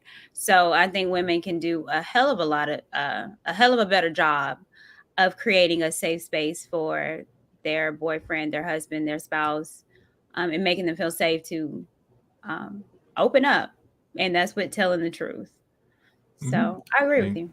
Okay, and I agree with that too. And so even with the question that Jamie asked, is like, what if you did create that platform and that they and they still lie, and that's a true question too. But then in a way, I kind of hold on. Let me make sure this is okay. So this, oh well, shoot, but she's asking my question. So this is the question right here. Then, so what if they don't tell you because they know the consequences of certain actions? So it's just like, okay, kind of like what Jody was saying, like, okay, well, I lie to you because I love you, and I tell these all the truth because I don't care nothing about them. Like, it's not gonna hurt me to tell them the truth that I don't care nothing about them, or now you ain't getting no food, now you ain't getting no money, blase, I don't care about all that. But then, to someone that, well, see, you want to say that word love. If you love them, you won't lie to them. But then, if I'm going to be real with y'all, you know what I'm saying? Because like, I don't have no problem learning a lesson or anything like that. I'm pretty transparent, pretty vulnerable. You know, I've had situations, you know what I mean, where yeah, I've lied.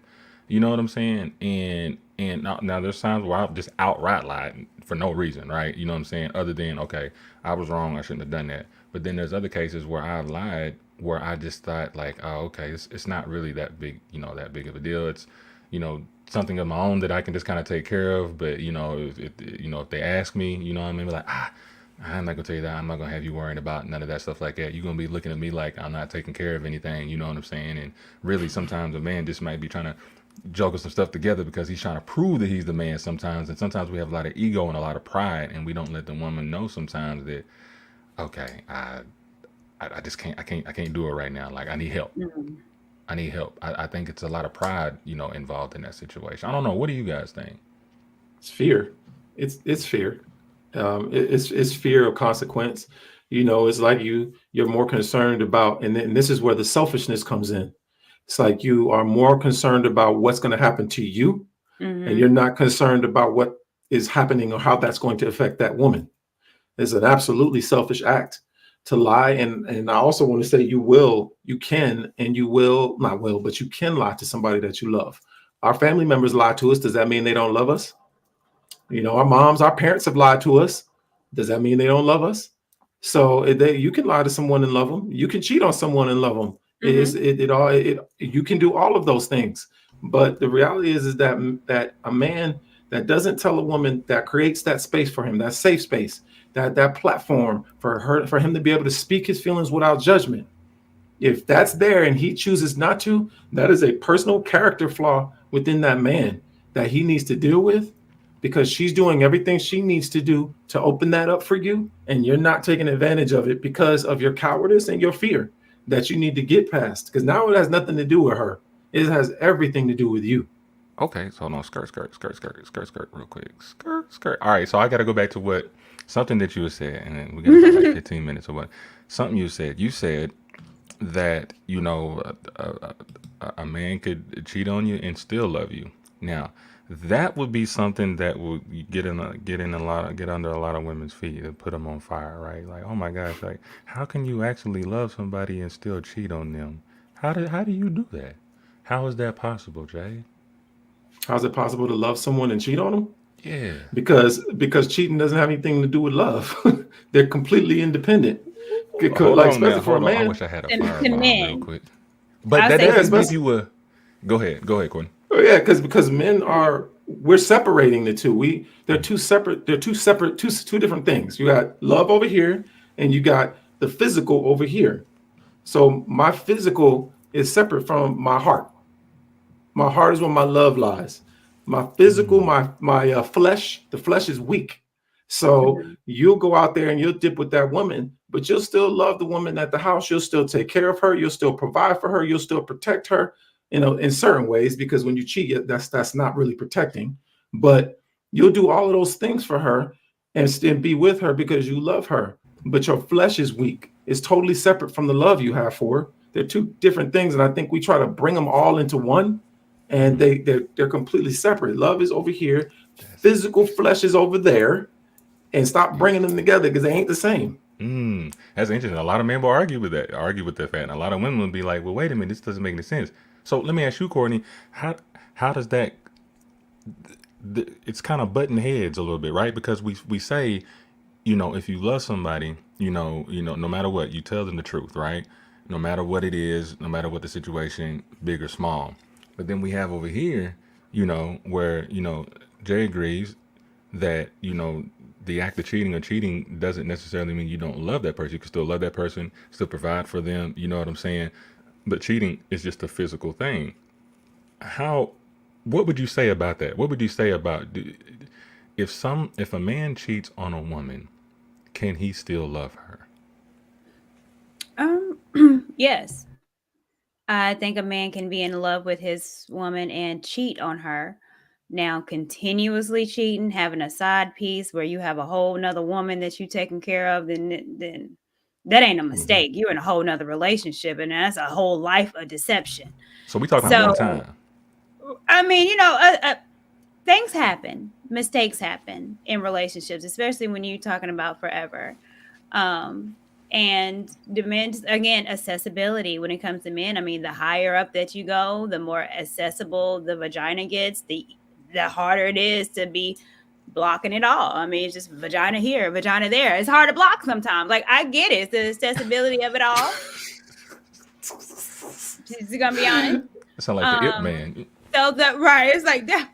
Hey, what's it there? That's what Martin said. Is it? Yeah. He said it in one of his episodes. He said, man, when I go out in these streets, he's like they be throwing it at me. He said, I just block it. He's like, I just block it, bow. I just block it, bow. He did. I remember that episode. Bow. But the continuously living in deception, then that's a problem. So mistakes happen because men, it is physical. I believe man can have sex with a woman, don't know her name, forgot what she looked like one night in a club, gone, and forget about it the next day. It was just good for that 15-20 minutes. Women cannot. Our bodies are not made that way. Like, we have to open ourselves to you in order to have sex. And so for me, it's just kind of a physical representation of how our body and how our spirit is. We're opening for you to come inside of us. So more ways than one. Well, so that's why I was like, whoa. That was a slip right there. Yeah. I was like, bars. It's just bars. Yep. Bars. So the question is, so really, because men and women think differently, there isn't an actual way to level the playing field? It's never going to be level because we're different. And Absolutely. when you're trying to, first of all, we're not equal. I don't know why we're not equal. God created us differently. And so that was a reason. It's like you got a positive and a negative and a positive.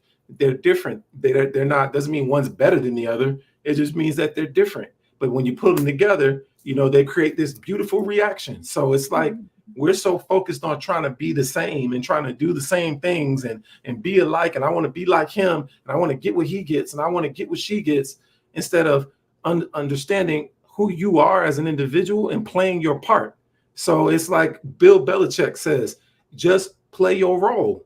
Just play your role. You don't see the quarterback out there trying to be a wide receiver.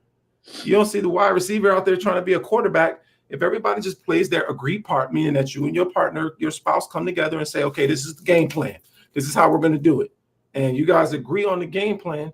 Everybody play their part flawlessly and we're good. But the problem happens when people try to do everybody else's part, or, you try to go over here and do your own thing and you get those selfish thoughts. That's when the thing messes up. So women and men don't need to be balanced, don't need to be the same. You can be different and still balance each other out like a seesaw. But we're so focused on trying to do what the other person is doing. You got to make the same amount of money as I make. You got to do this. You got to do that, man. No. I can fix the stuff in the house. I can do the landscaping. I can clean the cars, and you can do this over here. And that's how we balance each other. There you go. I dig it. Ooh. All right. So Susan says if a man defends that other woman, though, then it's a wrap. His emotions are tied to that other woman. Agreed. Can't be that other I agree. woman. And I agree, facts 100%. over here. All right, you guys. So look. So we got about 10 minutes left into this, man. We kind of went over the time, but like I just, you know what I'm saying? We just started talking. Everybody's warming up a little bit. I saw their muscles loosening up, man. But I really kind of want to get to this question here. All right. And this has something to do with compromising in relationships, right? So the question is, and actually this is just a jumble of questions from the people that were asking, and I picked pretty much the one that was asked the most. And that would be, and it's a question to both of you, what are some things you would compromise to keep your significant other happy? And is there a limit to this? To the compromise? Mm-hmm. Who want to start first? I'd let Courtney go. She let me go last time. That was petty. I'm not compromising my my faith. So, I mean, if it's, let me reread this. What are some things you would compromise to keep? Okay, yeah. So my faith. So I'm not riding and dying now. I'm not gonna be robbing folks for you Okay. and your love. Okay, we're not gonna do a 187. Okay. I No mean 187s. those, but other than that, and it's my husband. I mean, which one me Now, do? would you? Which one me do? Let's do it. What would you? So here's a tough one here. So what if that compromise is something that doesn't make you happy but makes him? Yeah, I do it. Interesting. So you don't have to be happy. Well, that's why it's called a compromise, right? I guess. Like Yeah. there's things that So you're not yeah, going to be happy about. I the best relationship. Why wouldn't you want to please your man and make him happy? And for me, like I said, I think love is sacrifice. I'm willing to sacrifice some things for him. I love you enough to, shut the hell up. I love you enough to take this L. I love you enough to go see the Bengals when I'm a Titan fan. So, those, I have no problems with that. And, we doing this forever thing. I mean, happiness is a fleeting emotion. I think we get caught up in the happiness of it all. I'm gonna make this question tougher a little Mm-hmm. bit before I go to Jay. All right. So let me ask you a question within the question. What is your favorite thing to do? Like, what's your favorite hobby? What you like to do? Like, what's something you really love to do? Something you just can't do without doing?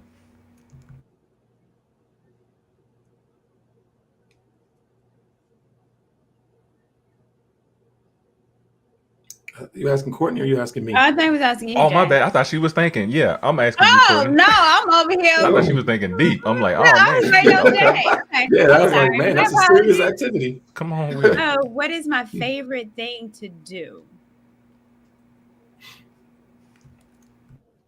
I'm basic when it comes to that. So I mean, spending time with family. I love to travel. I love this YouTube thing. I love to eat. Okay. Put a plate of barbecue in my face. It's going down. So let's use this. Um, Hold on, let's use this because there's two of them I felt like that were important. okay. The YouTube that you're doing and spending time with family. Mhm. What if either one of those compromises were something that you had to do to keep your man happy? If he was like, man, look, I'm tired of you doing this YouTube. You're talking to all these people, Kwame and Kevin and O'Shea and all these cats. You know what I'm saying? I don't know. It's not making me happy. Like, you're gonna have to compromise. It's either your YouTube or it's me. YouTube gotta go. Whoa, hold on, Jay, you hear that? Hold on. Let us speak for me. He's being quiet. That's interesting. Okay, now let's go to the family part then. Mm-hmm. Now, family is very important. What if that was a compromise? What if it's like, I just, I'm really just not a fan of your family. They just don't, I just don't vibe with them like that. Honestly, if you want, if you want to be me, if this is gonna work out, like I can't have you around your family that much because I feel really What do you think? I uncomfortable. can't be around my mom and them. I mean, you only named one thing that you would compromise. I'm just trying to give you a little obstacle here. Oh, well, I mean, I ain't never heard nobody say you can't be. Well, no, there's men that want to isolate you and have you all to yourself. I think that's something wrong with that man. When we Okay. get married, we marry in family. So the family is a part of me. I can't get rid of them. They them. Mm. Now, So, if there's somebody toxic that's disrespecting him in my family, then they got to go. okay, that's So fair. that's, you just don't want me around my family just to isolate me to yourself, then you're a psycho. But if Mm. you're getting disrespected by anybody in my family and they can't respect you as my husband, then they got to go.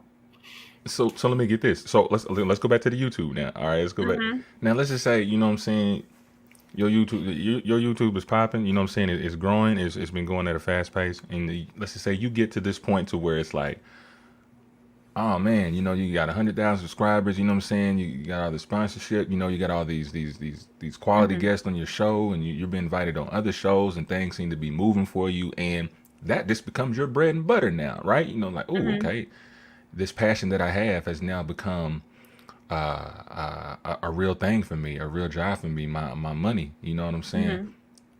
And the same question arises again, and the man says, it's like, you're spending too much time doing this. You're getting caught up in this. You're getting too busy for me. Blah, blah. You're gonna have to make a choice. It's gonna be either me or it's gonna be your successful YouTube. And this is my husband saying this. That's the difference. It's my husband. Oh, okay. Mm. Yeah, this is your husband saying it. I mean, we tried to work it out and it's not working. And he said, you got to give it up. And he can financially take care of things that the YouTube hasn't. I mean, then it has to go. I'm I not noticed you said picking. I'm financial. not picking talking to random strangers, even though I like it. Yeah, But y'all can kiss my ass. I mean, my husband comes first. right. So let's just say you said, what if he couldn't? What if he wouldn't be able to sustain it financially? Then, like, it's like, oh, I can pick up the slack. No, we'd all have to go back to our regular lives then, right? Because really, your YouTube was what was carrying. You can refer back to the last question. Yeah. Your money's So, taking care of the both of us, and now he don't like the fact that you blowing up Mm. your husband. okay. You got me in the hot seat right now. Okay. All right. He said, baby, you blowing up. I don't want you talking to these people. They're getting on my nerves, and you over there talking to men at 10 o'clock at night when you need to be up here in the bed, me doing that thing you do. Okay.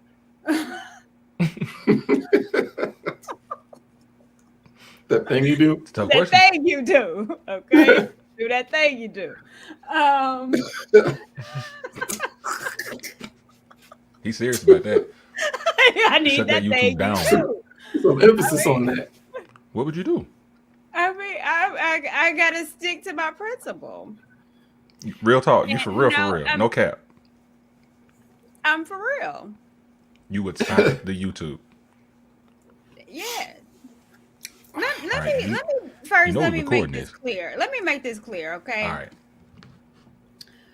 My priority, what I want, what I think is successful is a family, is a husband and a wife. That is number one priority. Everything else is just supplemental to make sure our family unit is okay. So that's i.e. job. My number one priority is not YouTube. It's not my career.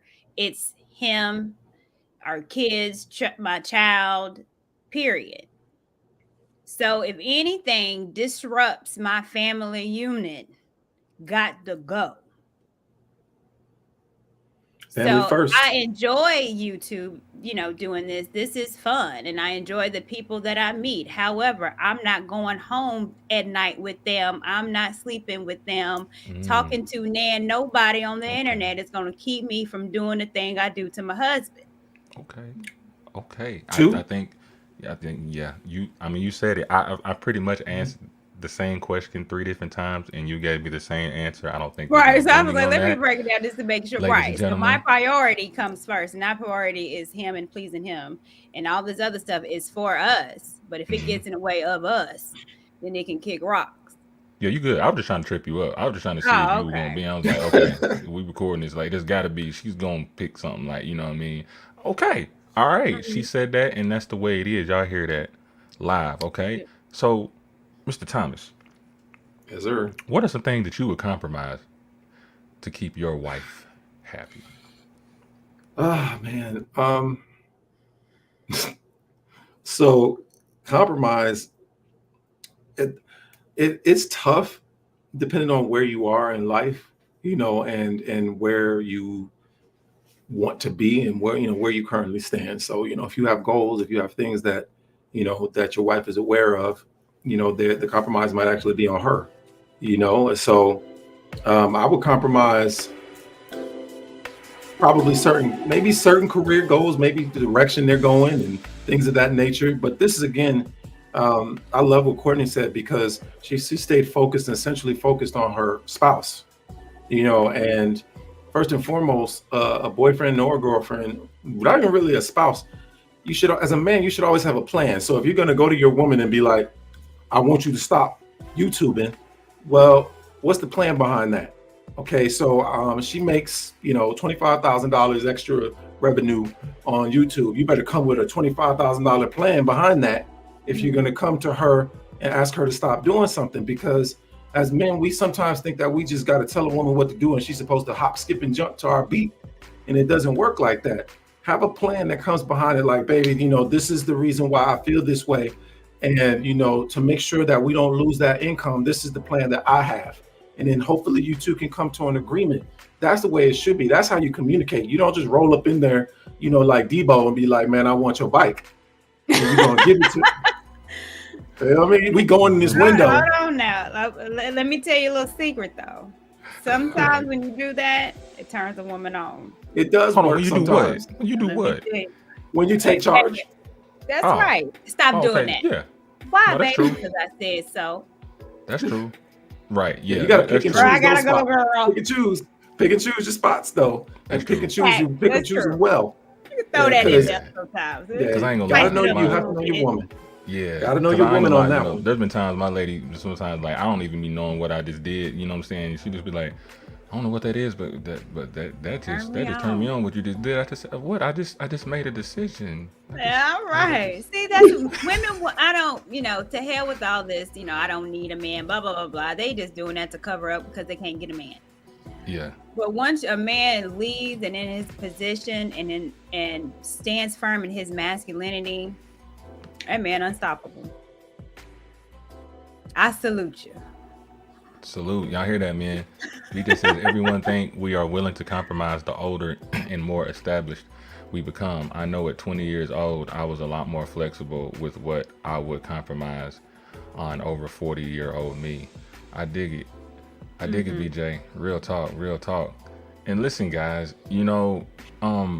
this has like been great, man. It's been an hour and 50 minutes, man. I usually don't even go this long. I used to go like 2 hours, you know what I'm saying, until I learned, how to shut up and then just let people talk. Because if I would have talked, we would have been going for 3 hours. I don't like doing that to people, you feel what I'm saying? But to kind of tie this all in, together, and this may be a trick question, I don't know, but it's just really just offer your opinion, okay?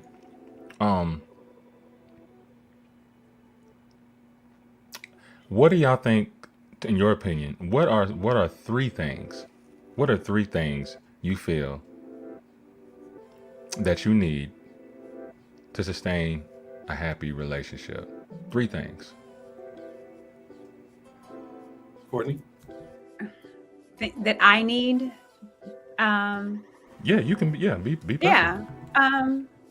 Provision, protection, and respect. You said provision, right? Can you explain that word? Um,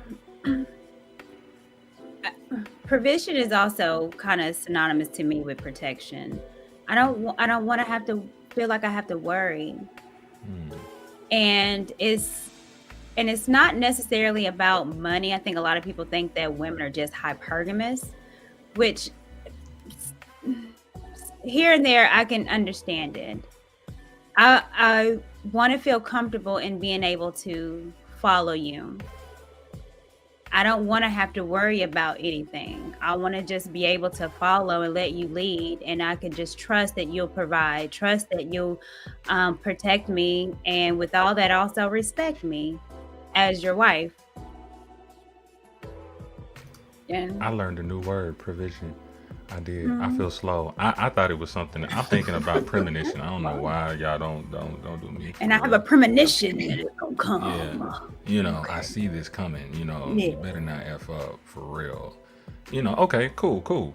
So my man, what do you feel in your opinion? What are your top 3 things that you feel that is needed in a relationship to keep the happiness, keep everything flowing? Communication is number one.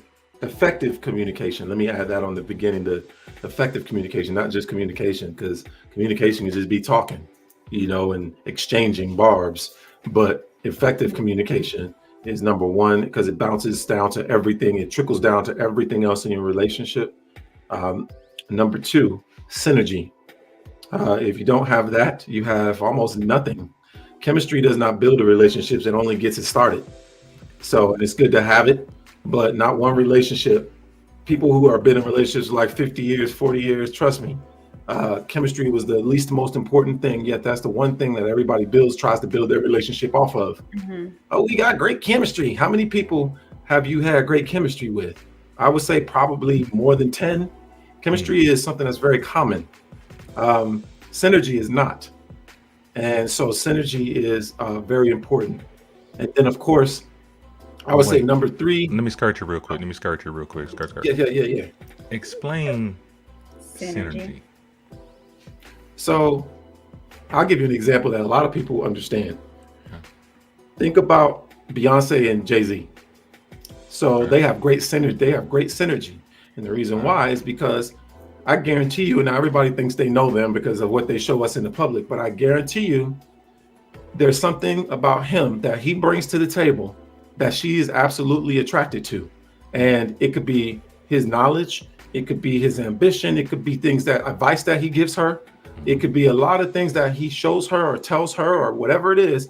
And then, you know, on the other hand, there's information, there's you know, knowledge that she gives him. So synergy is basically an exchange. It's like we're growing together. I want to grow with you. Why would you be with somebody you're stagnant with, that you're not moving up with, that you're not growing with? What's the point of being in a relationship if you two aren't growing? You're just sitting there like a bump on a log? No, you want to grow. So synergy, you have to be with somebody who brings differences to the table. You have to be able to learn from them. If you can't learn from them, then why are you with them? I always say how people women and guys be in relationships with people, be like, yeah, we got great chemistry. Okay, so what? So you know, do you learn from him? Does he show you different things? You know, do you try to take you, you know, to different places, different foods, you know, books, anything, you know, teach about finances, things like that. You have to have that synergy in order for your relationship to continue to evolve. If you two are too much alike, then that probably won't work. That's why differences are what make relationships, not commonalities. And people are always like, well, we got all this in common. Well, that's cool. It's easy to get along when you got things in common, but it's the differences that make your relationship work. Once you are able to respect differences and learn that and say, I can learn from him and I can learn from her, that's how you build and that's how you evolve. And that's what synergy is. And I guarantee you those two have great synergy. So synergy, communication. Yeah, synergy is a big one. Yeah, go ahead. Yeah, synergy is a big one, man, for me. And then the third one I would say is probably going to be trust. But trust is also based off of communication. So if you don't communicate or if you don't communicate effectively, to the point where the other person understands where you're coming from and so on and so forth, and there's a good exchange, then the trust will be lacking. People who tend to cheat tend to be bad communicators. So when cheaters tend to be bad communicators, because I guarantee you, if you were very good communicators, then those things that are lacking in the relationship that led to the cheating, you would already know about it. How come typically when cheaters get caught and they start telling the other person why they cheated, the other person is typically shocked? They be like, huh? Where'd that come from? because they didn't communicate that information. A lot of times they just expected them to know. Well, you should have known that. Oh, well, how the heck was I supposed to know that? Why we didn't talk about it? How come you didn't tell me? How come you didn't give me a chance to correct the behavior? You know, so those three: communication, trust, synergy. Right. And y'all, I learned something from both of you guys. Real talk. I feel like this was for me. I don't know about everybody else is listening. I feel like a lot of this was for me. You know, for real, I didn't even plan this to happen, but I definitely learned something. You dig what I mean? I'm man enough to be like, yo, I fell short on a few things, so I definitely appreciate, you know what I'm saying, y'all's thought process and all that. Like, if y'all don't feel like y'all help somebody today, you definitely help me. I'm keeping it real talk. Got me thinking about some things. So let's go ahead and close this then. We'll start with Miss Courtney Michelle. As far as what you're doing, you have a rising YouTube show. I am Courtney Michelle. You touch on plenty of topics. I know recently I was looking at the situation you were talking about with Miss Tina Knowles. That situation, that documentary she has out. Just so people can kind of get a grasp of, who you are, what your show's about. Like, what is it that you would like to leave to the people here that have been listening? Everything that they've heard, just something that'll, raise the eyebrow a little bit and be like, man, let me go check out our YouTube real quick. So my page is about tackling issues that affect our community, and it's for growth. I try to build kind of like an atmosphere of family. So when you call up, it's respectable conversations, but I don't do echo chambers. And I think it's very, very important to get multiple thoughts and ideas to come up with resolution. I'm resolution based. I think everything that happens and issues can have a resolve, or we can work towards it. So I've been peeling back over there at Lapeef as well too, so I can't even front. They keep calling me on Thursdays and I keep like, all right, I'll come back. But this is my channel. I am Courtney Michelle. I talk about an array of things, but it has to do with us and what affects Black folks. Again, I'm B1 first. And yeah, what I have coming up on Wednesday, I have my one-on-one interview with Kwame Brown. So I'm super, super excited about that. And I'm going to pick his brain. Wait. She said that a little too smooth. She said that a little too smooth, Mr. Thomas. Say it again. Y'all don't know who Kwame Brown is. I mean, some call him the bus down or the bus boy, Bus life. But that bus life. But in the NBA, you can talk about him all you want. Some people had some words to say about his play coming out of high school and just being a waste of the NBA time. But to me, that doesn't really matter. I really think that he has definitely come up out of the ashes like a phoenix and just really started going against the grain of the powers that be. He has no filter, ladies and gentlemen. So not at all. Yeah. So I'll definitely be tuning in to that. Now, what time is that coming on? What did you say? 8? 6:30 Central Standard Time. 6:30 Central Standard Time. Okay. Well, look, I appreciate that. Just stay on there for me real quick. And Mr. Thomas, you dig? Yes, sir. Man, just first of all, I appreciate you, coming on the show and spitting some knowledge, man. I definitely learned some things. But definitely, just back to your website a little bit, man. And let me make sure I go to this, man, and make sure everything good. Yeah, I'm doing everything live, so y'all just bear with me. Don't have all the people speculating and stuff. He ain't got it up. All right, look, my producer is busy right now, so I'm doing this myself. All right. Yes. So here we got it. We got it right here, and it is actually it turns into justjthomas.com. And can you give us a little bit about all of that? You got the relationships, etc., my journey, unplug, about me. Just tell them if they were to click on this .com right here, what are they going to be getting out of this? Well, that website is more focused on me as an individual and my thoughts on specific topics. It is about love and dating and relationships, but it's also about my journey as a man, as an individual, my evolution from a black man, young black boy, into a grown up black man, a truly grown up black man. And that whole process and everything that I've been through, from fatherhood, to school, to corporate America, literally all of it. And and I try to inspire. I try to tell people my story, my walk, the things I've been through, so they understand, what it is that a black man goes through. That we're human. That we have feelings. That we have thoughts. That we have struggles. That we have successes, and that we're not all athletes, and that we're not all entertainers. We are highly successful in other areas of life. So I like to put that out there. And I like to put that on I guess you could say, front page for everybody to see. There's a lot of vulnerability in here. I talk about my firstborn and how challenging that was becoming a father. I talk about my battle with corporate America and going through that whole process. I talk about a lot of different things. So I like to open that up for conversation with just about anybody. And then, of course, I talk about love. I talk about dating. I talk about relationships. And that's my mainstay. That's where I'm mostly focused. I dig that. And here's a question for both of y'all. Now, this is a little stinger, right? Now, this is a question that I'm going to play devil's advocate, all right, before we close in here, all right? It's a little devil's advocate thing. Now, and this, if you wanted to say it, you can say it. If you don't, you don't. But I try to keep it real in here. All right, so both of you, do you guys have significant others? Are you single or are you taken? Ooh, everybody. Whoa, hold on. Who y'all hiding from? What's up? I was waiting for, I was ladies And now first. this ain't no, you know what I'm saying, for people to hook up with y'all, nothing like that. But the question I'm gonna ask next, you'll see why. Go ahead, Brother Jay. No, don't try to flip it. No, See, why women always gotta do that? no, Why women sir. always gotta do that? Sir, you have Ladies been first. throwing it. Go on, Courtney, a couple times. Go on, Brother Jay.